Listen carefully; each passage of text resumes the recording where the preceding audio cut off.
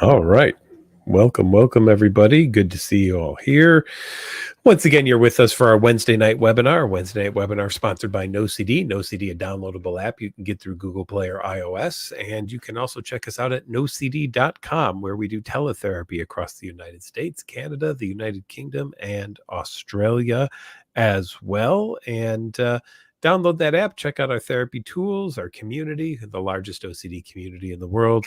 And a reminder that tonight's gathering is informational purposes only, not to be substituted for therapy, please, but happy to give some advice about things, about ways to maybe seek that out. And whether you do that through NoCD or anywhere else, good for you. At least you're going out there, you're taking a step, and you're doing something. We seem to have a guest tonight. Nate, hello, welcome. Hi, Dr. McGrath. Great to be here. Well, good to have you here too. Nate, you want to tell us a little bit about you and what brings you here with us tonight? I would love to. Honored to be here and be on with you, Dr. McGrath. So for decades, I've struggled with, managed, and dealt with OCD. And never really understood what it was till about 10 years ago. And my background, I'm a doctor of chiropractic, and also have ventured off in the business world and have a couple other businesses, including a nonprofit to help fight childhood malnutrition called Hope Gel. And so I've dealt with OCD, and I can totally relate to what everyone deals with on a daily basis. If I may, it started in second grade. And Sure. I remember vividly that my second grade school teacher on my report card commented in the comment section, used the P word. Nate's a perfectionist. And at the time, I guess that was cool, great to hear. Parents loved it and all that. Looking back, it was a pretty heavy stigma to put on, not that was the one incident, but I look back over the years. So I've struggled with perfectionism for decades. Also harm OCD as well. And the majority of my rituals, Dr. McGrath, are mental compulsions, mental rituals, a lot of rumination, some physical, but mostly mental. And over the years, I had a therapist or two. One I saw years ago and I remember I took notes, but not just notes. They had to be perfect notes, commas, periods, everything. And I realized, looking back, that became one of my compulsions. Anyway, how I got here, back last fall, and I've dealt with it as best I can, and sometimes it gets in the way of business when you feel you have to send a perfect email or have a perfect conference call, but sometimes you just have no choice. You got to go. I've also dealt with it when in the middle of working out, when OCD shows up and it says, "Hey, 5 more reps," or something bad's going to happen, and Sure. that puts you in a tough spot. Anyway, so one evening I went on YouTube and I happened to come across one of the OCD videos with the great Jenna Overbaugh, and The wonderful and great Jenna the incredible Overbaugh. Yes. Jenna is amazing, and I watched that video and actually felt better for the next couple hours. Yeah. But I understood it wasn't therapy. And then a couple hours later, I was like, I didn't know Jenna at the time. I was like, wait a minute, Jenna, that didn't work. It wore off, kind of thing, Yeah. So I watched another video. Then I started watching your videos. So I wrote an email. I wanted to reach out to Jenna. And I wrote an email and I sat on it for like 2 months, 3 months. Wow. And I don't know why. I'll do it tomorrow. And one of the greatest slogans ever, Nike, just do it. And one day I just like, hey, it's time, man. Maybe I was struggling that day. Reached out to Jenna. She got back the next day, and it is because of Jenna Overbaugh that I got involved with NoCD. She's wonderful. I'm grateful to her. And then she introduced me, set me up with another wonderful therapist, Adriana Delgado. And we started working together, the three of us. And then eventually, after several sessions, it was just Adriana and me working together. ERP works. And one thing I did tell Jenna, that if I ever get the chance, I want to be an advocate. And hopefully maybe one thing I say might resonate with somebody and empower them to get through some tough times. ERP is powerful. It works. It's not easy. You put the time in, and step by step, you can live the life you want to lead. Again, it's not easy, but I always use the self-compassion. We're human. We're not robots. So don't beat yourself up. Self-compassion, self-belief, believe in yourself, and self-empowerment. You can choose your path, your direction, and you can defeat OCD. And another word I use a lot is freedom. After we started doing ERP with Jenna and Adriana, one day I was like, I just felt freer. I felt almost like a kid on Christmas morning, like I gave myself a gift. So anyone listening, if you're thinking about it, just do it. Give yourself a gift. Step by step, you can do it. We all can do it together. And the community, NoCD, you all are fantastic. Everyone there cares and wants to help. Well, that's awesome. And I'm so happy to hear you say that, because that's everything we've been trying to do, right? I mean, that's our goal. So it's nice to see live examples of it when it works, right? And so I'm happy to have you here. We're gonna go through our scroll like we normally do and look at questions. And I'm sure there's people who could use some insight from you and hear more about the bravery, shall I say, that it takes to send that email or to take that step to decide, hey, OCD, I've finally committed to not letting you run my life. I'm gonna try to take charge of that myself and not allow for you to be the one who's in charge of everything. So we'll chat about that as we go here. So Awesome. Yeah. Liz G says, hi, it feels like I purposely, well, as we all know, when anything starts with it feels like that we're in the realm of OCD. Before we even get to Liz's question, it's always important to just kind of acknowledge that it feels like is one of those terms that OCD uses in trickery, because OCD will get you to think, doesn't it kind of feel like maybe this is the real reason why you're doing something or that? And then you'll sit there and go, oh, well, it does feel that way. So, and if I feel it, I mean, why would I feel if it wasn't true? So it must be true. So therefore, yeah, that's got to be it. That's got to be what it was. Nate, did you ever go through anything like that at all in your own head? I don't want to say constantly, but a lot. Yeah. And OCD, when you're at your lowest, let's say for me, if I'm like everybody, if you're really tired, I would have more tendencies to ruminate. And yes, it plays, it kind of sneaks up on you, and it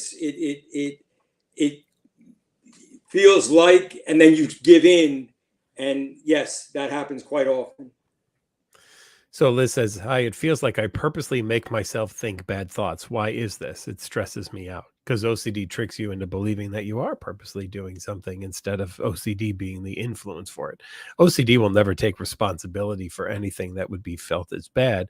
OCD tries to be like, hey, guess what? I'm here to help you.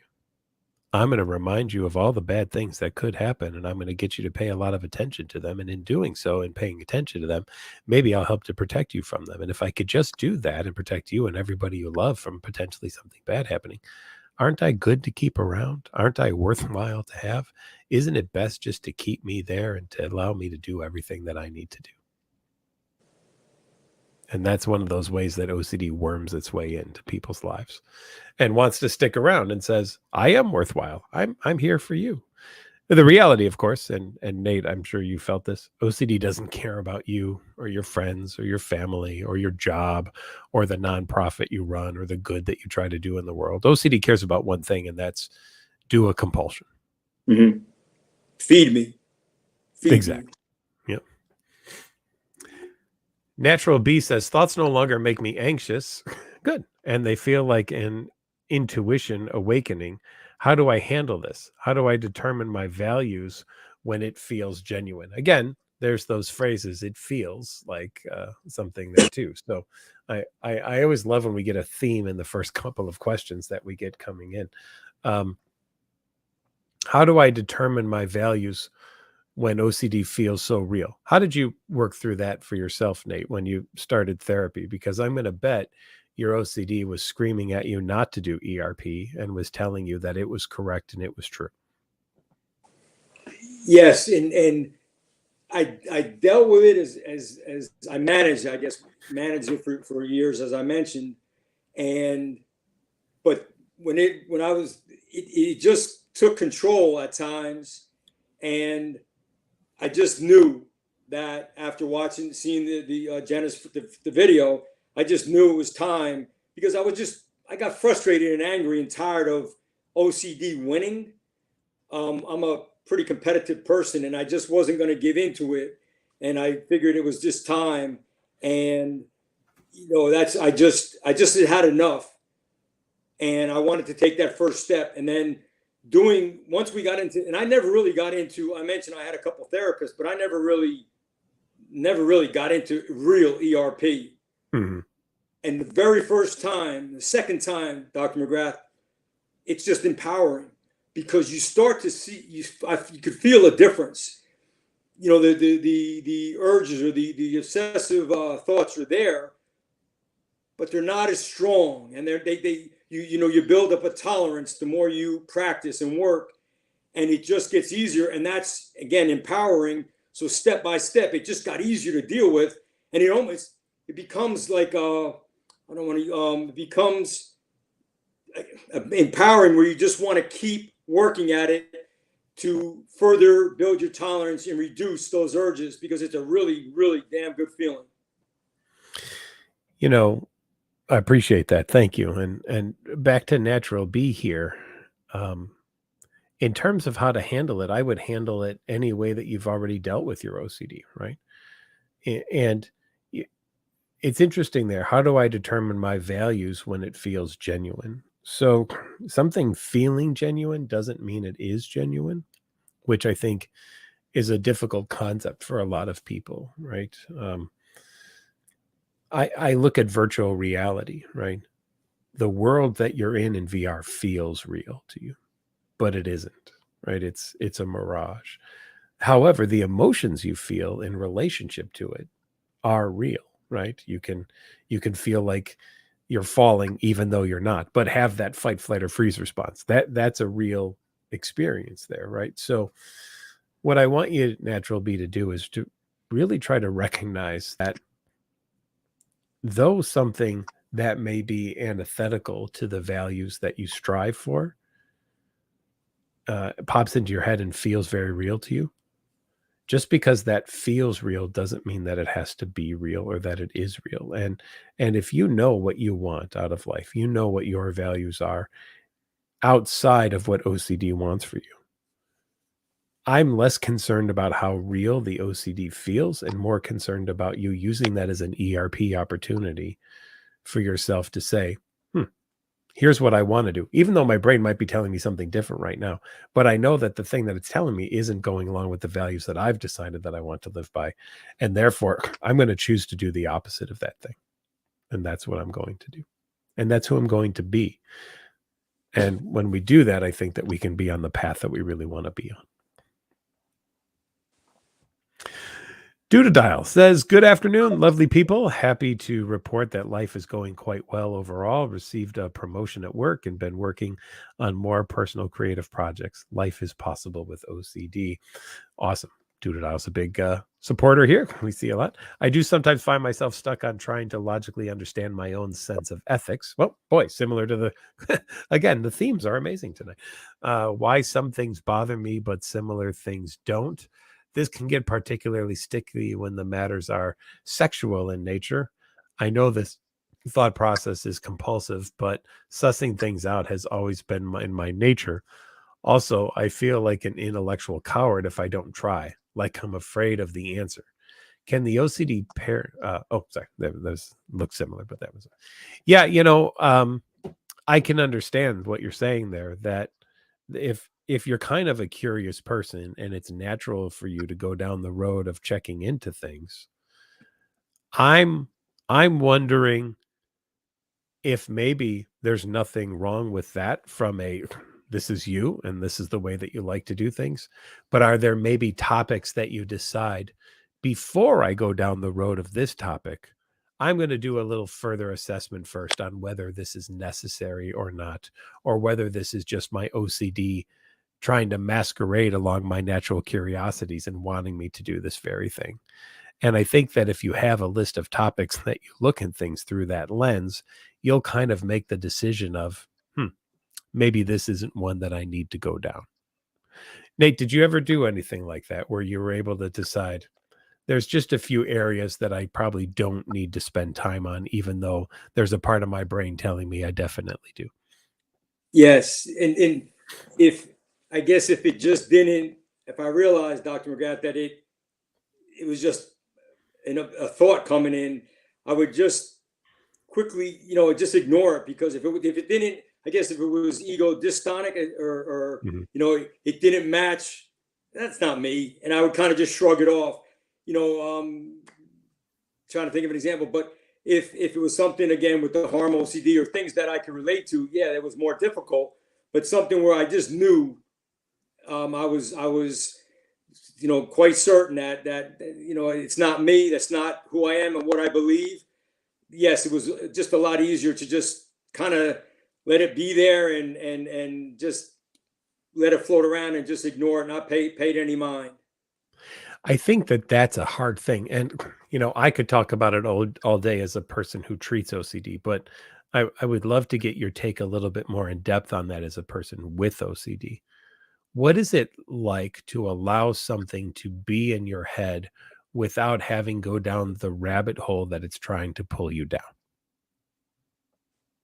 It can be real frustrating at times. It's almost like again, ruminating so often, but it was difficult. But as I did ERP, it just overlaps and it's all powerful, because for me, I noticed that the pull to go down that rabbit hole lessened as my tolerance built, working with Jenna and Adriana, as I habituated.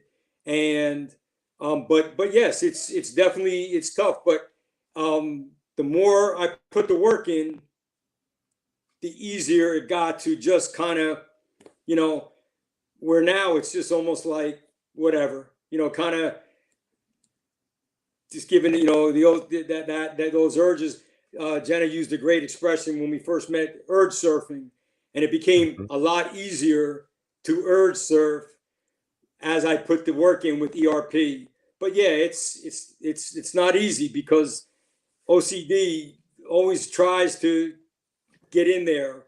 But yeah, as it just becomes easier, it does with the work. Awesome. Senorita Mona says, can the OCD parent have children? I'm afraid to pass OCD genes onto my kids, and I'm afraid the OCD will get severe with pregnancy hormones as it gets so much worse before your period. So a couple of things there. Number one, yeah, we do at times see for women that OCD will get worse around their period, right? That is a thing. And we do know that hormones can be related to that. We also know that that can happen in pregnancy. We call that perinatal OCD. It can start with becoming pregnant. Sometimes it can even start with if people are doing hormone treatments prior to pregnancy, that there can be things that are thrown off and OCD gets worse. And it can continue on even after the birth, where we talk about it as postpartum OCD as well. But that's also not limited to people who have babies, right? Biologically, because adoptive parents can have these kinds of things happen as well too. So we know that stressors can also be a thing that can increase OCD, and having a baby is a stressor. Adopting a baby is a stressor. I have treated dads of babies, newborns, who have postpartum quote unquote OCD, right? Again, not the birth parent themselves and of in terms of having the birth, and not the person who's experiencing any kind of a physiological surge of emotions that are due to their own pregnancy, but still stressors in life that lead to these kinds of experiences. So we can absolutely see that. Now, the other question about genetics, right? There is some research that shows that if you have OCD, the likelihood of a first degree relative is greater at having OCD than if you wouldn't have OCD.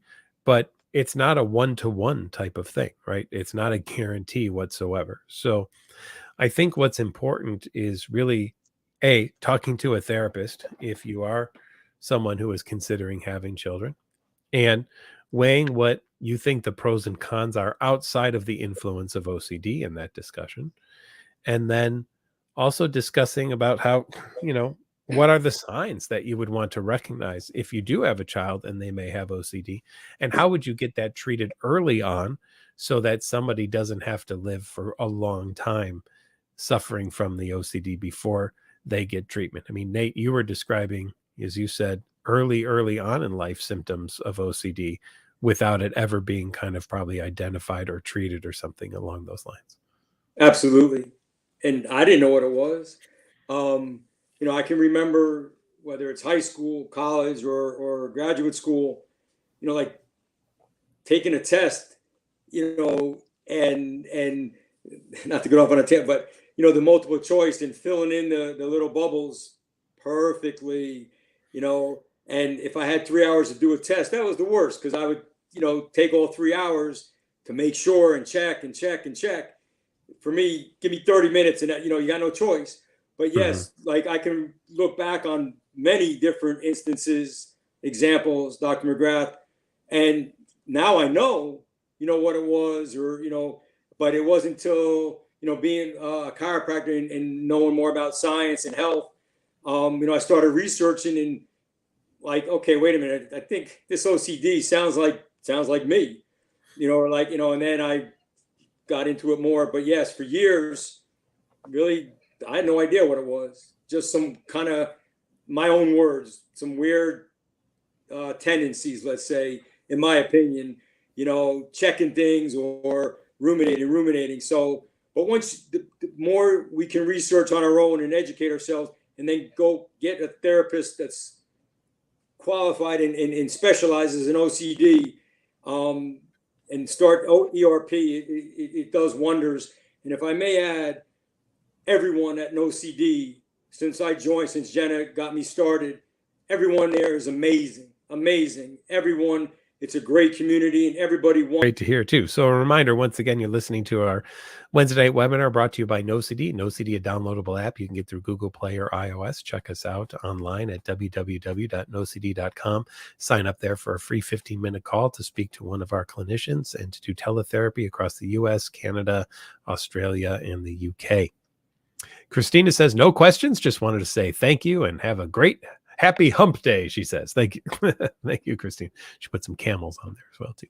Brian says, my first question was that I have hundreds of thoughts and was wondering, how do you do ERP for that when the thoughts are overloading? Well, Brian, our goal is to take a look at really creating a hierarchy, ranking those thoughts and deciding which ones are the most interfering in your life, maybe which ones are the least. And we'd figure out together where we want to start on that journey of exposing you to things without doing compulsion. So, I definitely want to know what your thoughts are so that I can expose you to them. But most important, I want to know what kind of compulsions you do when you have the thoughts so that I will be able to develop a response prevention exercise series for you so that you will be able to learn to be with those thoughts, to live with those thoughts, to have those thoughts, and not have to do something to try to neutralize them or make them go away. Because that's where the true problem in OCD is people constantly attempting to make the OCD or the intrusive thoughts or images or urges go away without recognizing that all they really are thoughts, images, or urges, and they don't have to have any meaning to them whatsoever. Nate, for you, what was that acceptance of something like that like for you to be able to walk away from believing everything that popped into your head as potentially true or real or defining of you as a person? Wasn't easy again. But one of the things that Adriana mentioned at one of our sessions, when we got to a certain point after doing ERP for a while, she said, "Hey, don't believe everything you think," and that resonated for me. And but again, it's a gradual process, because in the beginning, yeah, there's for years anything I thought, if I'm working out or if whatever I might be doing, on a Zoom call or a conference call, and the thought pops in your mind, "Hey, you better say this or something bad is going to happen," and you start to believe that. It's real difficult. Sometimes you're just forced to ignore it. But again, you do ERP and you put the work in, it just becomes easier and easier to not believe all those thoughts and to realize, hey, that's just, OCD playing some tricks. And for me, I used to say, Dr. McGrath, you say, "Oh, that's just OCD." I don't do that anymore because the ERP is so powerful and work. It's just, I almost kind of just thought comes in and I'll just ignore it because I've gotten to that point. Not all the time, but as you build your tolerance, you realize that the thoughts come in. They might be real, they might not, but you'll be able to filter out as you build your tolerance what thoughts are meaningful to you and are real, and what other ones you can just give the hand to or just shrug off. Mm-hmm. Yeah. And that does take practice though, doesn't it? Oh, a lot of practice. And one thing I'd like to add is, and I used to do this in the beginning and still do it at times, working with Adriana. I'd be like, "Oh, I'll wait for session to work on that." But I realized, no, the sessions are, therapy sessions are great. But, it's like if you're an athlete or an artist or a singer or whatever, when you practice is when you perfect your craft. And I learned that, and I will remind myself, you put the work in outside of session. That's when you train. That's when you have to work even harder and use the sessions as, an added bonus or benefit, and that's one thing I can't stress enough to everyone. You got to put the work in, like, as I did it. I was like, like this happened, about 2 months ago. I remember it was an evening and I was struggling with those thoughts. Are they real? And I was ruminating. And it was, I think, the next day I had a session and I was like, "Oh, I'll talk to Adriana about it." No, you won't. Like, no, like dig down, suck it up, put the work in now, and just, that's what, if you're going to climb Mount Everest, you're not just going to go out and climb Mount Everest. You got to train. And like anything, again, whether you're an artist or a singer, you got to put the work in outside. And I have to remind myself a lot about that. But when you do, the rewards are amazing and powerful. You only get half hour better a week if you play the piano during your piano lessons, right? You have to practice outside the lessons. Absolutely. And if I may, Dr. McGrath, one thing I do want to share as well, if someone is really struggling and you giving into those rituals, just for 30 seconds, don't give in. And then the next time, maybe a minute, and the next time 2 minutes. In small steps, I've learned a few small steps equal one big step, and then you're on your way and you start building from there. So the first small step is the most important. Just do it. Mm-hmm. Biden says people under 18 are considered non-adult if an adult 24-year-old girl am sexually attracted to a teen of any age between 13 and 19 years old. Would it be considered as pedophilia or any other mental disorder? Should any adult ever consider his or her feelings of a moray towards a teenager seriously. So first of all, there's a few conundrums right in this question, right? Because it says there people under 18 are considered, but then you say, is it wrong for me to be attracted even to someone who's 19? So right there is where OCD's goofing things up right off the bat. So let's just take a look at that. I've posed this conundrum to people in the past too. That I've treated who have these kinds of fears of what if I find somebody who's under 18 attractive, right? And attraction is attraction is attraction, right? We can find people attractive, but let's say that there's a set of twins and they were born, let's say 4 hours apart. So the first twin turns 18 and the other one won't be 18 until 4 hours from now, but they're identical twins. Is it fine to find the one who has turned 18 attractive, but I have to wait 4 hours to find the one who's identical to them attractive because they won't be 18 for 4 more hours, right? And this is the kind of stuff that OCD tries to parse out or something of that nature. And, think about stars on television and everything like that. They pick attractive people, whether they are children, adults, or anything like that. That's the kind of folks that are often picked for these types of roles. They may identify something about how they look and decide that this is the kind of person that we want our TV show. So OCD will look at anything and say, oh, you found that person to be attractive. Well, that must be bad because they are under this age or something of that nature. And it's just, again, an area where OCD is going to try to bait you into all sorts of different types of things, right? And we know that there's the whole theme of POCD, and we deal with people and we help people with that all the time. So if anyone is struggling with that, please reach out to us. We'd be more than happy to help you here at OCD to assist you through any struggles that you may have in that area.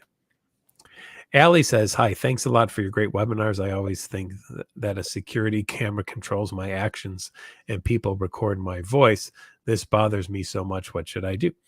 Well, Allie, this is a great concept to talk to somebody about to see, where is the influence of this with obsessive compulsive disorder, or how much do you really believe something like that? We know that OCD has various levels of insight, from I don't really believe it whatsoever, which is good, to fair insight.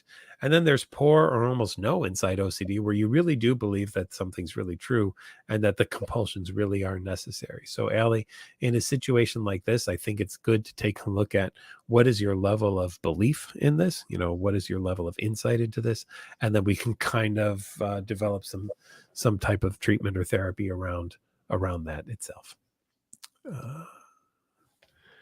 Let's see, Senorita Mona, we answered your question already. Sherry says, compulsively sharing has gotten the best of me. I'm homebound and hardly ever get out. Got any suggestions for how to handle oneself in public?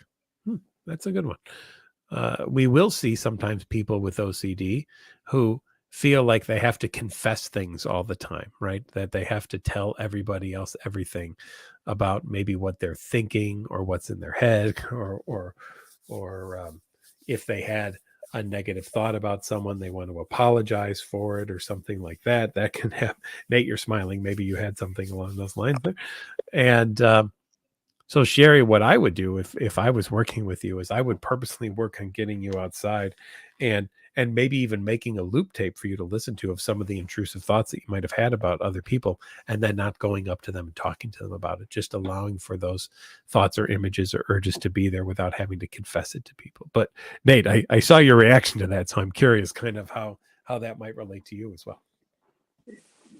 Can relate, because looking back over the years, that's happened, whether you're at the grocery store or at the wherever it might be, and you might see somebody and OCD will pop in and like, hey, if you don't, try to think, so you're going to go up and strike that person, which I never would, or if I don't do something exactly the right way, that person over there, they're going to get hit by a car, things like that nature. And I've come to realize, working with Jenna and Adriana doing the ERP, those thoughts become less and less, and I realize that they're just nonsense thoughts, and I urge surf and just ignore them, but they do become less and less. But I can relate because, I might be in a conversation with Dr. McGrath and in person, and he's a great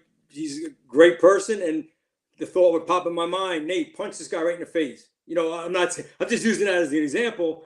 And I would never do that, but that's OCD. And you come to realize that's not who I am, and you ignore that thought. And Nate, I've treated so many people who have that fear. I might think the same thing about you, and I don't have OCD, right? But it will still probably pop in my head at some point in time because I'm so used to dealing with these types of intrusive thoughts with people that I've absorbed a lot of these intrusive thoughts and now have them myself. I just have no compulsions that I do to neutralize them because I'm able to go, oh, that was weird. All right, whatever, and just move along. So, but yes, the likelihood, Nate, is at some point we'll probably think about punching each other in the face if we ever meet each other, and that's fine.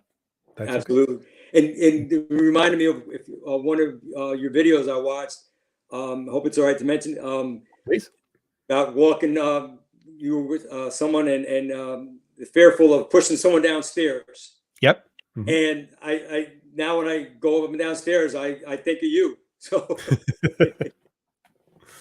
in a good way. Any tips for harm OCD sufferers while having kids? Alec, I think that a lot of times OCD can really pick on the ones that we love the most or that we're closest the most. In fact, there's a really great podcast called Invisibilia. It's the word invisible, but instead of an E on the end, it's an IA. So Invisibilia. And if you listen to the first 2 episodes, they're all about fear. And one of the examples used is a person with harm OCD who's afraid that he's going to stab his wife. And it's fascinating to listen to and to kind of listen to him describe what it was like to go through therapy. And then they interviewed Tom Corboy, who's out in Los Angeles, who's an ERP therapist. Hey, Tom, if you're listening. And it's just really great stuff. So I think that it would be really cool for you to listen to that and recognize, though, that just because there's a harm thought about kids doesn't mean that you're going to harm kids. And I will bet, and for all of you parents out there who don't have harm OCD, I'll bet at some point in time, your kid did something and a thought flashed through your head like, I'm going to knock you out or something like that, right? That those kinds of things just naturally happen, even if people don't have OCD. And again, people without OCD go, whatever, I'm not going to do that. And people with OCD go, oh man, maybe I should never be near my child because why did I think that? And now that I thought that, maybe that means that I'm going to do it or I want to do it. It may be best to keep myself from ever potentially doing that by making sure I'm never near my child again. So we don't have to believe everything that pops in our head. Right? It's just not necessary. Anna says, how do you remove the content from OCD thoughts? You don't. You just learn not to care about it, right? I'm not removing any content from OCD thoughts whatsoever. I'm not going to try to tell you not to think of something or that anything is off limits. I'm going to get you to recognize that you can handle any content that pops in your head, no matter what it is. Nate, was that hard at times to accept that thoughts were going to be in your head and that you weren't going to try to neutralize it? Yes. But again, ERP is so powerful that it becomes easier and easier to accept that and to just let those thoughts come and go. But no question about it. And it's frustrating, and nothing's 100%.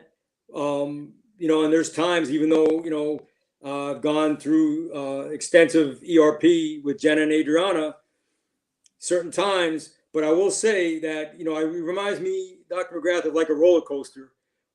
You get these peaks and when you put the time and the work in, and I've noticed as the more ERP, the more you build your tolerance to resist and not pay attention, and it becomes easier to accept those thoughts. The dips, when the roller coaster goes down, are much less severe, and they don't. It's just kind of almost like an even keel, if you will. the more you do it, to build your tolerance. When you go down the roller coaster on the descent, it's not as severe. But yeah, it's difficult to accept. I'm getting these, but it becomes much easier when you do ERP and put the work in. Absolutely. Awesome. Heidi says, "Hey Doc, what are your top tips for relationship OCD, anxious attachment to a partner, and doing ERP at home when you can't afford therapy?" Heidi, there's some great, workbooks out there for OCD and some self kind of help books that I would recommend that maybe you start there and take a look at some things. And also, utilizing the NoCD community can be really helpful. Talking to people about how they've challenged our OCD and what kind of ERP that they have done, and really then maybe using that as a model for some of the own work that you have. Also, I know for us at NoCD at least, there's payment plans available. So if therapy seems a little bit difficult to afford right now, maybe that's an option. But I would really make sure that you're taking a look at your compulsions, right? What are the avoidances that you're doing? What are the reassurances that you're seeking? What are the distractions that you're using? Are there substances involved to deal with things right off the bat? And what kind of compulsions are going on? And you're going to design anything that you possibly can to try to eliminate all of those different types of behaviors, because it is those behaviors that are maintaining the OCD, right? Not the obsessions. The obsessions don't maintain OCD. The obsessions are there. And I can say that because people without OCD experience the same kind of intrusive thoughts that people with OCD do. So the obsessions aren't the problem in the sense that they're the thing that maintains the disorder. The thing that maintains OCD is the compulsions. And that's why therapy targets compulsions. That's why we do response prevention. For you, Nate, was there a point where that was like a shift? Was there ever a point maybe in all of the therapy you've done that you were trying to get rid of the obsessions instead of trying to work on the compulsions? I'll say before I started ERP, I was trying to, stop and stop the thinking, and it made it worse. Yeah. And I realized that. And then once we started doing the ERP,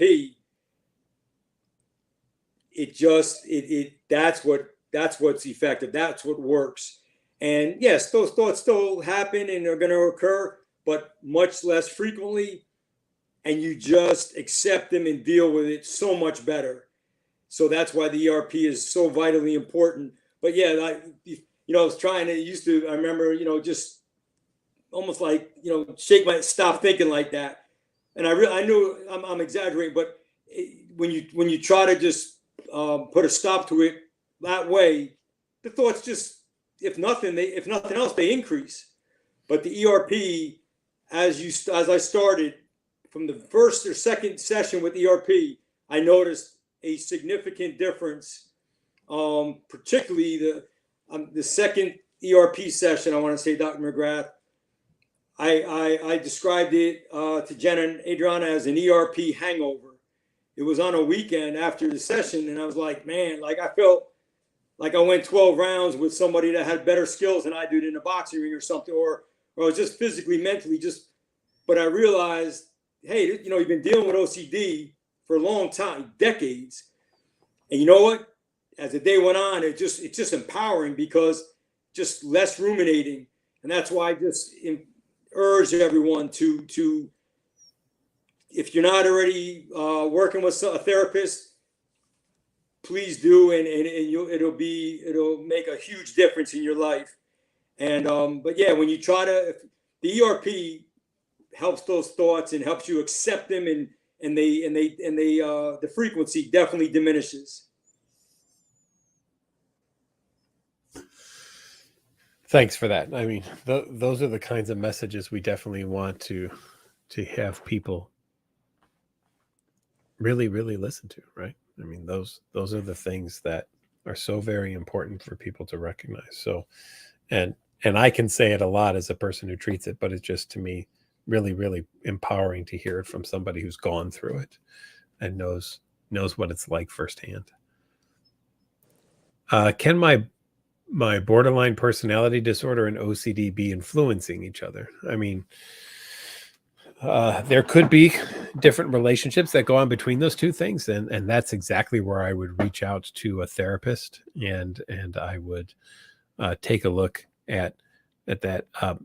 Now, maybe it's hard to find a therapist who specializes in both of those things, and if that's the case, then maybe what you want to do is have two therapists, one who specializes in each thing, and then make sure they have a release of information to each other so that they can talk to each other and come up together with a great treatment plan. So. DS13 says, "Hey, Dr. McGrath, Dr. Feldman, I have a question about how to maintain progress and consistency in response to intrusive thoughts like, what if that word I said was offensive to people, or the what if X in general?" Now, Nate, you listed enough of my shows, you know that I talk about what ifs almost every week on the show, and how the what if followed by the worst case scenario is OCD's playground. You know, no one's ever walked into a Zoom call with me or my office and said, "Hey, Dr. McGrath, what if everybody loves me and thinks I'm great?" We treat nobody for that. Nobody cares about that. That's not a concern of anyone. It's always the most awful, horrible, worst case scenario kinds of experiences in the world. So, Nate, you probably still experience what ifs, I'm going to assume. And I think it's beneficial, especially since this was addressed to you as well, too. How do you still to this day deal with the what ifs that pop into your head? It absolutely it happens, but I've noticed a difference in how I react to them, to those what ifs. You know, for example, what if that person doesn't like me? What if I said the wrong thing on that call? Or what if I came across as rude? But again, I go back to ERP. The more I've worked on it with Jenna and Adriana, the less those what ifs matter to me. Yeah, that person might think I was, maybe I was rude, maybe I wasn't. Got to deal with it. That's life.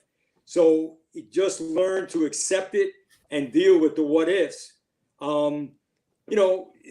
That's really the best way I can describe it, because it used to be I would ruminate a couple hours later. Let's say if I was out somewhere and oh man, that wasn't, maybe I came across as being rude, or that person thought I wasn't nice. Well, now it's like, okay, well, maybe not. Don't really care. Not to sound that way, but that's just the power of ERP, where it's like it doesn't affect you as much. I don't want to say that it doesn't matter to you as much. You don't upset. You don't spend as much time on it, and also the amount of what ifs decrease, and they're not as powerful. They're not as encompassing. All encompassing, where you're thinking about, what did I do wrong? Did I do that right? Maybe you did, maybe you didn't. You move on. When you move on, how do you deal with maybe the guilt that's there, though? Right?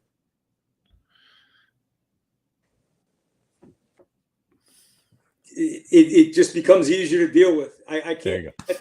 Easier to deal with. It used to be I would feel guilty maybe for hours later. I'm just in general. Now it's like, whatever. I don't. You just, it becomes much easier to deal with the more you work at ERP. And that's why I asked that, because I want people to understand that it can get there, right? Absolutely. You can get to that point. And the greatest thing, I'm sorry. Oh, no, go. The greatest thing, well, there's many great things about ERP, but we are the ones in control. You just get the right therapist, start working on it, and it's about self-compassion, self-belief, and ERP is so empowering. It's self-empowerment. It's just extremely powerful, and we can make that choice right now to say, I'm going to start ERP, or if you're already doing it, you're going to do it more, and it works. VA Girl F says, thanks to both of us. And Caleb says, What do you do if you're having a level 10 anxiety and struggle not to perform the compulsion? The easiest answer to give you is don't do the compulsion. I mean, that's what it is, right? Sometimes I liken it to this. If someone, Caleb, was saying to you who had an alcohol problem, today's a level 10 day. So on level 10 days, I do drink. Would you say to someone who is an alcoholic, that is a good idea? Or would you say to them, we got to work together on making sure that you don't hit that bottle, because you can function even on a level 10 day without drinking as well too. And we want you to approach OCD the same kind of way. Yes, you're going to have level 10 days, right? There's going to be level 10 exposures that you might be doing in therapy, or that you might have naturally happen in your day-to-day life. And the best thing to do in response to it is to not do a compulsion. Nate, you've had level 10 days now in therapy, haven't you? Oh, absolutely. Absolutely. And, with harm OCD, some of the strategies, some of the ERP that I did recently with Adriana, it's not comfortable at all. It's very uncomfortable and very stressful. But the more you do it, it's so powerful. You build your tolerance, you habituate, and what used to be a level 10, it starts to become a level 6 or 7 or a level 4, and eventually a level 1, 2, 3. And it's just, I can't say, it's very powerful. So yes, there's several times at level 10, but as you build your tolerance, that decreases dramatically, significantly. My question is related to managing OCD as it relates to coming out of a very harmful emotional and psychological relationship. Intrusive thoughts include somehow I induced that, or maybe something like I liked that or I wanted that. Yeah, OCD can convince you of almost anything, or will try to convince you of almost anything, that, oh, that relationship, yeah, you did want that, actually. You were really looking for that. And how maybe you should have even stayed in that, right? Maybe it was actually good for you. Maybe you were the problem and not the person who was doing all of those things was. And how could you have been better? And what can we do in the future to make sure that you're better in all the relationships that you're in and all these things? I mean, the twistedness of OCD and the things that it will try to get you to believe and think and do is unending. And Nate, maybe you felt that as well too, where there were just things that you look back now going, I can't believe I entertained that as something that I held on to or believed or actually thought was true at some point in time. No question, no question. And now you looking back, ERP, it just works. And looking back, you realize, not going to say it was foolish, but for myself, I look back and go, man, wasted a lot of time, a lot of energy. And there's still times now, it's not perfect, far from it, but looking back on some of those, those instances, yes, I realized that I wish I would have watched your and Jenna's videos, some years back. But this is when it was. This is when the timing was right for me. But there's no question about it that looking back about on a lot of those thoughts, it just kind of, I don't want to say you laugh at them, because you don't, because it's serious, but you realize a lot of wasted time and energy, upset, ruminating about it. Sure. Carissa says, what's the difference between OCD urges and the urge someone has to like smoke or drink? Well, in smoking or drinking, there's a physiological withdrawal maybe that somebody's going through, and the body is craving that chemical to get back into the brain to curb the withdrawal experience that's going on.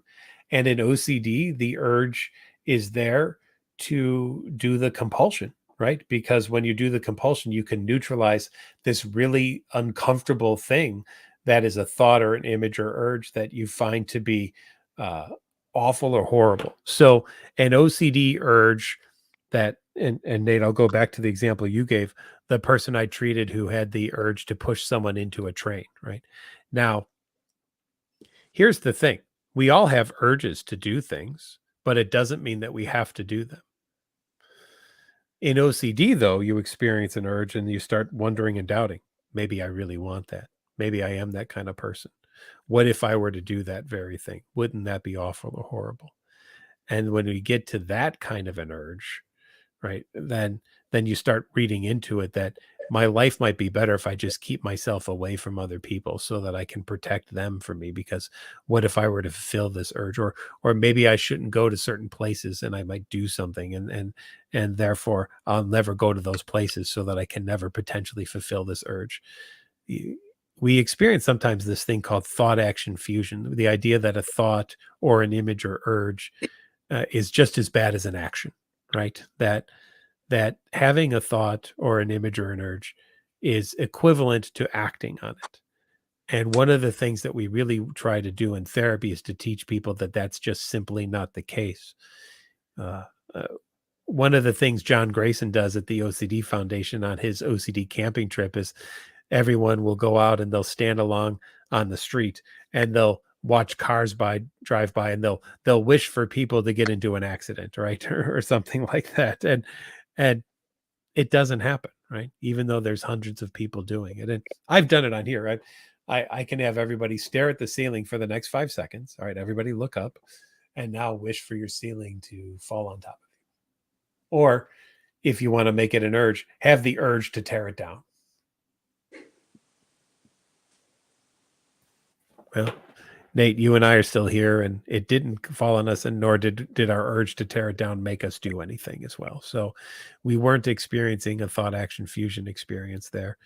And we allowed ourselves to learn that though we might have had an urge to do something, it didn't mean that we had to follow through on it. We're getting to the end, Nate. I always like to give my guests a last couple of minute just motivation or anything that you want to say to the audience or your therapist or anything. This is your time to shine. So I will give it over to you for a minute. Thank you. Well, again, a huge thank you, Dr. McGrath. Honored to be on with you. Huge thank you to Jenna Overbaugh and Adriana Delgado. And as I mentioned, Jenna got me started with OCD, and working with them both has been great. I urge everyone, don't take the easy way out. Put the work in. If you're working with somebody great, a therapist who specializes in OCD, do ERP, keep doing it. If you're thinking about doing it, just do it. It's not easy, but put the work in and it gets easier. And it's about self-compassion. We're humans, we're not robots. Just give yourself a break, self-compassion, believe in yourself, self-belief, and self-empowerment.